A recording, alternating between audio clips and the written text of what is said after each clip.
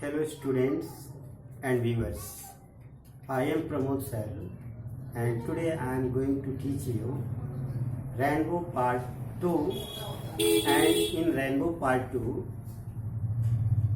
we will study the poetry section, and in this lecture we will study the second poetry Song of Myself, which has been composed by Walt Whitman.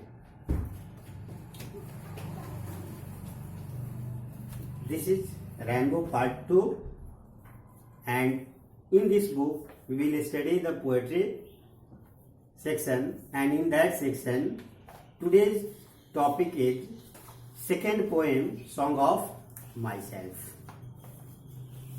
तो प्यारे बच्चों एवं तमाम viewers, आप लोगों के लिए मेरा सजेशंस है कि आप लोग भी अपना किताब खोलकर सामने रख ले, ताकि आप लोगों को ये टॉपिक भली भांति समझ में आए।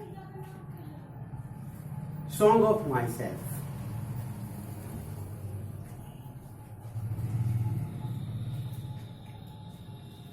is a beautiful poem. It has been composed by Walt Whitman. Song of Myself एक सुंदर कविता है जो वाल्ट विटमैन के द्वारा लिखा गया है। Who was born in 1819 and was died in 1892. जिनका जन्म 1819 ईस्वी में हुआ था और उनकी मृत्यु 1892 ईस्वी में हुई थी। द पीपुल्स पोएट, उन्हें जन जन का कवि के रूप में जाना जाता था। Is perhaps the most individualistic literary figure that America has ever produce. संभवतः वे एक ऐसे व्यक्ति विशिष्ट थे, एक ऐसे विशिष्ट साहित्यिक व्यक्तित्व थे जिसे अमेरिका ने संभवतः ही इससे पहले जन्म लिया हो। He began working as a carpenter before his 12th birthday, और ये अपनी जीवन की शुरुआत अपनी 12वीं जन्म दिवस के पहले तक एक कारपेंटर के रूप में शुरुआत किए थे, क्योंकि इनका परिवार भी, यानी इनके पिताजी जो थे पेशे से बढ़े थे, इसलिए ये भी अपनी जीवन की शुरुआत उसी पेशा से करते हैं। He also worked as a printer, लेकिन जैसे जैसे बड़े होते गए वैसे वैसे बहुत सारे इन्होंने काम किए, जिसमें है प्रिंटर के रूप में, मुद्रक के रूप में काम किए, टीचर एक शिक्षक के रूप में काम किए, एंड एडिटर और संपादक के रूप में भी काम किए, and was a volunteer nurse during the civil war. और अमेरिका में जो सिविल वार जो छिड़ा था उस समय वॉलंटियर के रूप में भी काम किए थे। वॉलंटियर एक नया शब्द आ गया, उसे अब समझ लेते हैं हम लोग। वॉलंटियर का मतलब होता है कि जब आप कोई भी काम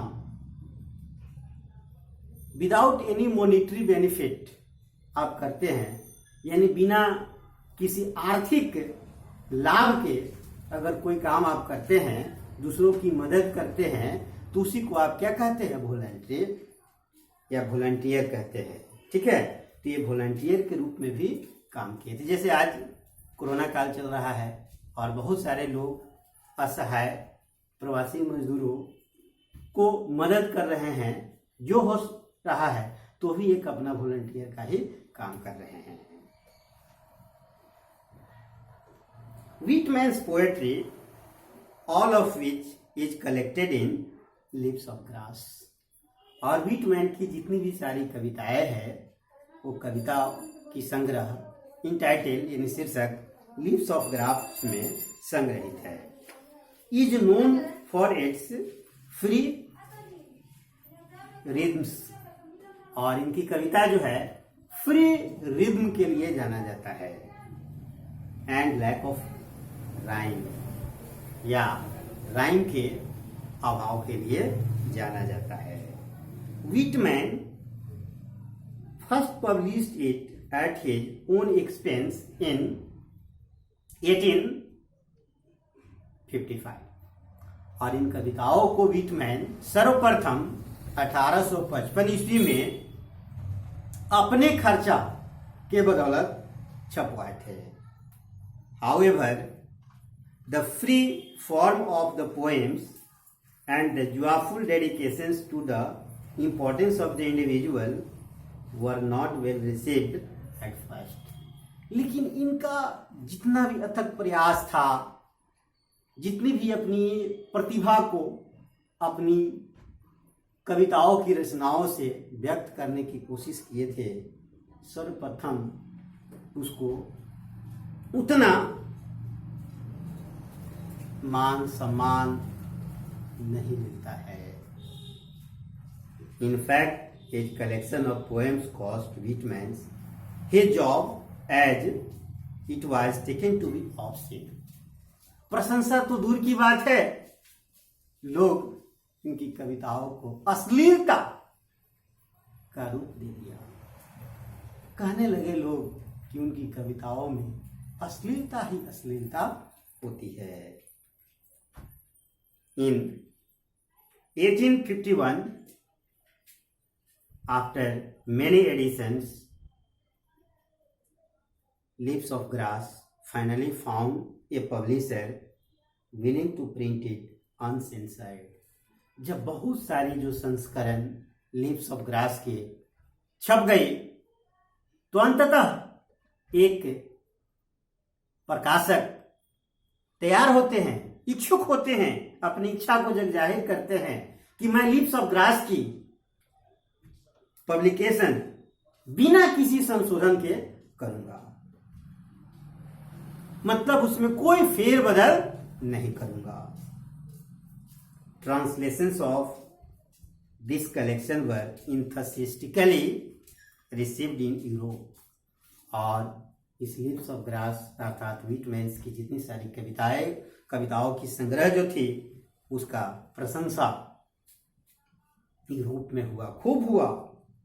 but Whitman remained relatively unappreciated in America, अर्थात इन यूरोप में तो खूब हुआ और जगह खूब हुआ, लेकिन उसके संदर्भ में अमेरिका में इनको कोई पूछने तक नहीं आए, मतलब कोई पूछ पाछ भी इनका नहीं हुआ। यहाँ एक कहावत सुटेबल बैठती है कि घर का मुर्गी दाल बराबर,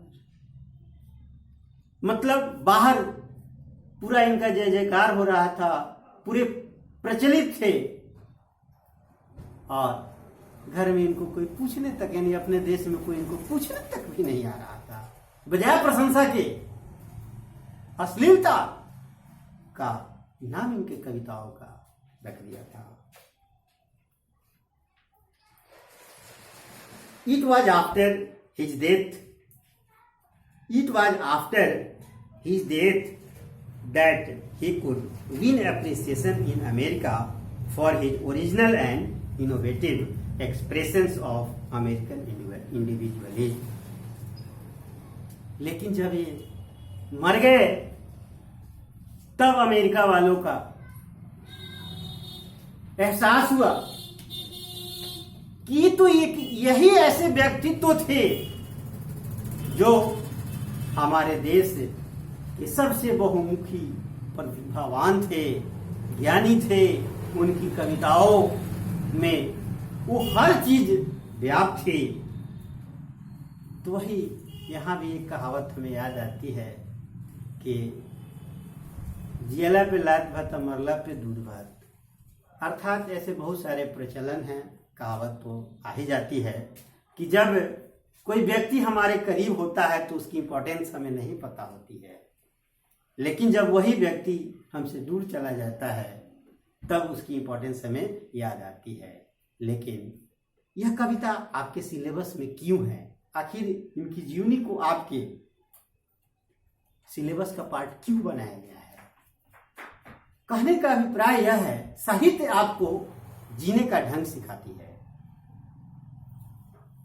तो वैसी गलती नहीं करे आप जैसे अमेरिकन वाल्ट व्हिटमैन के साथ किए थे। ठीक है, इसलिए आपकी कविता आपके सिलेबस का पार्ट है। His important works include leaves of grass, और इनकी महत्वपूर्ण रचनाओं में शामिल होती है leaves of grass and drum taps और drum taps.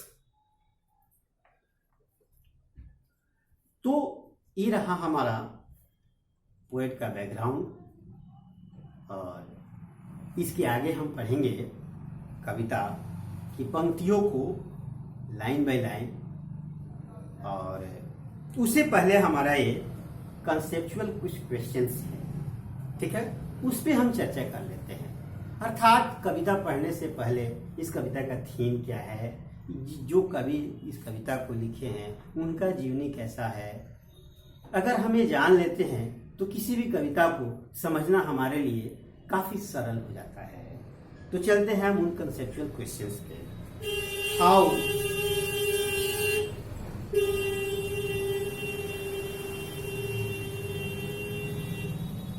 How will you express your feeling when you feel delighted? जब आप प्रसन्न होते हैं तो आप अपनी खुशी को कैसे व्यक्त करते हैं? तो सब लोग का अलग अलग अंदाज होता है। कोई अकेले रहकर ही खुशी व्यक्त करता है, कोई बहुत सारे लोगों के साथ रह के खुशी व्यक्त करता है, कोई लॉन्ग ड्राइव पे जाकर खुशी को व्यक्त करता है, कोई अधिक खाकर खुशी को व्यक्त करता है, कोई गाकर खुशी को व्यक्त करता है। वही कवि यहाँ गाकर खुशी को व्यक्त करते हैं। वो क्या गाते हैं ये कविता के माध्यम से हम जानेंगे। कहने का अभिप्राय है कि भिन्न भिन्न लोग अपने खुशी को भिन्न भिन्न तरीकों से व्यक्त करते हैं। तो इस चीज को हमें ध्यान रखना है। Which type of song do you like to sing? अर्थात जब आप अपनी खुशी को गाकर व्यक्त करते हैं तो किस प्रकार के गाना को गाकर अपनी खुशी को व्यक्त करते हैं? तो इन्हीं विषय वस्तु को अपने मस्तिष्क पटल पर रखना है। नेक्स्ट क्वेश्चन आता है, in what ways does our singing reveal our mood? यानी कहने का अभिप्राय यह है कि किस प्रकार से हमारी ये गाने का जो अंदाज है हमारे मस्तिष्क की अवस्था को व्यक्त करता है। तो जब हम सैड सॉन्ग गाते हैं तो हमारे मस्तिष्क की अवस्था को व्यक्त करता है कि हम दुखित है। जब खुशी से भरे गानों को गाते हैं तो ये व्यक्त करता है कि हम खुश हैं। तो इस प्रकार से भिन्न भिन्न जो हमारे मस्तिष्क की अवस्था है हमारे इस गान से व्यक्त होता है। तो इन्हीं सारी चीज़ों को अपने मस्तिष्क पटल पे रखना है, और ताकि हम इस कविता को भली भांति समझ सकें, और इसे हम तब समझ पाएंगे अच्छे से जब इन सभी बातों को मस्तिष्क पटल पे रखेंगे। और आज के लिए इतना ही, और अगले क्लास में हम कविताओं को, पूर्ण कविता को पूरे लाइन बाय लाइन पढ़ेंगे और उसका अर्थ भी समझेंगे। उस पर ये भी चर्चा करेंगे कि किस टाइप का क्वेश्चंस आपके एग्जाम में आता है, और उन सारे तमाम क्वेश्चंस को हम कैसे सोल्व करते हैं। ठीक है, ओके, थैंक्स।